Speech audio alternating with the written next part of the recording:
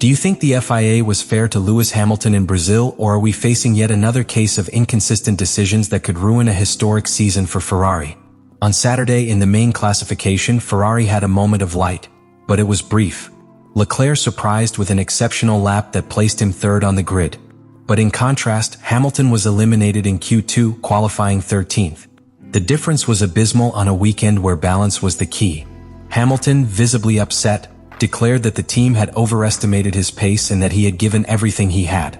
Behind that statement there was something deeper, a disconnection between what the team believed it was delivering and what Hamilton felt on the track. It was the first time this season where mutual trust was visibly broken. Interlagos is a circuit that does not forgive. And if you arrive without preparation, without internal cohesion, and with a car out of shape, it becomes a devastating battlefield. At Ferrari, each department began to blame the blow.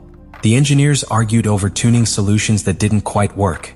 The car suffered unexpected bounces in turns 4 and 6, and thermal activation of the tires seemed impossible in the first sector. Meanwhile, in the technical briefings, the tension was palpable. Hamilton was requesting aggressive changes for Sunday, and the team was hesitant to risk a setup that could make him lose even more pace in the race.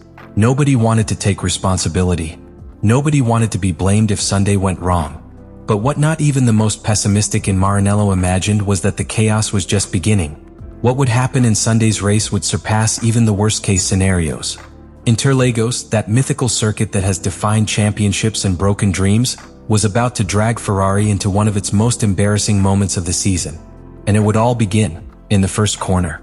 Sunday began with tension cutting the air. From the pit lane to the pit wall, every gesture and look in the Ferrari garage conveyed a mix of anxiety, urgency, and concern. Hamilton started from 13th position, a dangerous area surrounded by traffic with only one mandate: come back. What no one knew was that this comeback would turn into a chain of errors, collisions, and damages that would change not only the result of the Brazilian Grand Prix, but the emotional balance of the entire team. The first round at Interlagos is one of the most frenetic on the calendar. The combination of the descent into the Senna S-curve complex and the exit onto the opposite straight always generates risky maneuvers, braking at the limit, and inevitable contacts. In that hostile environment, Hamilton managed a decent start, gaining meters on the outside. But as they approached the first corner, Carlos Sainz, driving the Williams, closed his line slightly to defend his position. The result: a lateral touch, apparently slight, between the right rear wheel of the Williams and the left side pod of the Ferrari SF25. At first glance, just another racing incident. But in Formula One, the details change everything. The contact generated a disruption in the aerodynamic flow of Hamilton's car. The affected area was critical: the left front side pod, an essential part to correctly direct the air towards the flat bottom of the car.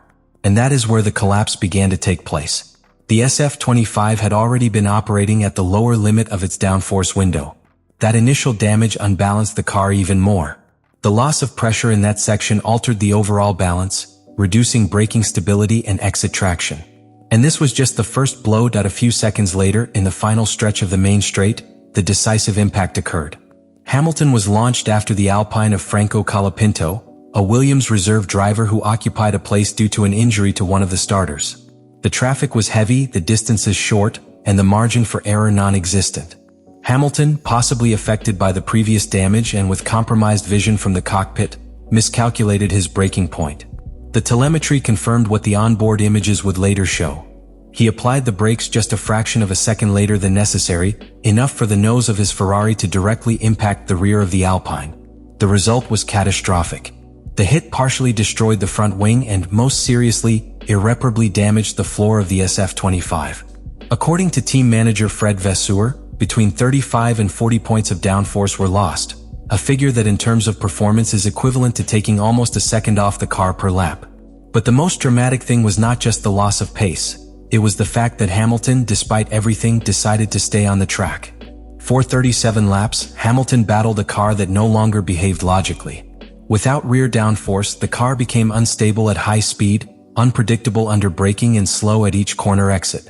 And yet, the British refused to withdraw. Partly out of pride, partly out of the desire to salvage something from a disastrous weekend, but also, according to internal paddock sources, as a gesture of silent protest against what he considered unacceptable management by the team. Every lap was a statement: I'm here, but this car isn't up to the task. The 5-second penalty that the FIA imposed on him for the incident with Colapinto was the last straw. Hamilton, over the radio, expressed it without a filter, a complete joke. But it wasn't just a complaint about the sanction. It was a reflection of something deeper, the loss of trust not only in the institution but in its technical environment. Tension was already sown, and the Interlagos circuit was responsible for turning it into an open crisis. Ferrari, with one of the most promising cars to start the season, was seeing its most ambitious project begin to fracture from within. If you want, I can develop in more depth the aerodynamic analysis of the damage to the floor of the SF25 or the strategic perspective of why Hamilton decided to stay on the track for so many laps. Do you want the next block to focus more on the team's internal response after the GP or on the political consequences within the paddock? A collision on the track can be resolved with a penalty. But when the driver involved is Lewis Hamilton, and the context is a team like Ferrari in full transition, the consequences transcend sports. What seemed like a minor incident with Franco Colapinto became a major issue in Formula One when hours after the Brazilian Grand Prix, the FIA revealed new video evidence intended to support the penalty imposed on the 7-time world champion. That action, apparently routine within race control protocols, triggered an earthquake. On the surface, the penalty was clear: 5 seconds for causing an avoidable collision. A standard punishment according to sports regulations. But the form, the moment, and above all the way in which it was communicated made it a breaking point. The FIA claimed to have compelling evidence from telemetry, onboard cameras, and external angles, which showed that Hamilton braked later than he should, without adequately considering the speed of Colapinto's Alpine. However, several observers, including former pilots and technical analysts, began to question the interpretation of that data. Was it really a sanctionable maneuver? Or were we facing a decision influenced by the name of the most successful driver in history? And it is not just about what happened on the track, but about how the criteria were applied. During that same first lap, there were multiple contacts. One between Carlos Sainz and Hamilton, another between Leclerc and Antonelli, even a friction between Tsunoda and Gasly. None of those incidents were investigated with the same rigor. None generated a subsequent statement from the FIA with complementary audiovisual material. The question began to float in the paddock. Why with Hamilton? The response, at least for the British pilot, was immediate and forceful. "This is a complete joke," he said with the firm tone of someone no longer willing to accept decisions without questioning them. This has triggered deep unrest within Maranello, because the technical team, headed by Diego Tondi and David Sanchez, welcomed some of the strategic decisions made during the weekend. For them, Brazil's problems were a consequence of external variables: atypically low temperatures, intense traffic in classification, and errors in execution, yes, but not in concept. But Hamilton does not share that vision. He perceives that the problem is more structural, deeper, more linked to the technical DNA of the car. And that difference in diagnosis is what has begun to open a crack between the two most visible parts of the project: the star driver and the team that surrounds him. Added to all this is the figure of Charles Leclerc, who, although he has avoided explosive statements, is not immune to the crisis. Internally, sources close to Leclerc's environment assure that the Monegasque feels uncomfortable with the absolute prominence that Hamilton has acquired since his arrival. It is not just about media attention, but also about influence on technical decisions. There is a growing sense that the team is restructuring priorities around the Briton, something that inevitably alters the power dynamics within the box. And at Ferrari, where internal tensions have historically caused sporting collapses, these types of imbalances do not go unnoticed. The team manager, Frédéric Vasseur, finds himself in a delicate situation.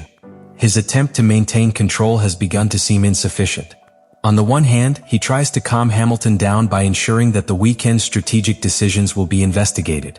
On the other hand, it must contain a technical environment that considers that the British pilot has been excessively critical in public. His challenge is not only sporting, it's political. He has to prevent this crisis from devouring the team from within, just when Ferrari most needs solidity and focus towards the end of the championship. The Italian press, always voracious and critical of the Scuderia, has already begun to speak openly of a cold war between drivers. Columnists from outlets such as La Gazzetta dello Sport and Corriere dello Sport suggest that the atmosphere in Maranello is comparable to that of the team's darkest years, where a lack of unified leadership led to disastrous seasons. And although that comparison may seem exaggerated, the lack of a unified response after the Brazilian GP gives arguments to those who maintain that the signing of Hamilton, far from being the turning point that Ferrari needed, could end up being a catalyst for instability. In strategic terms, this crisis comes at the worst possible time. With 3 races left and the pressure from Red Bull and Mercedes breathing down their necks, Ferrari needs results. But the question that hovers over now is whether an internally broken team can perform on the track. Let me know in the comments what you think about all this.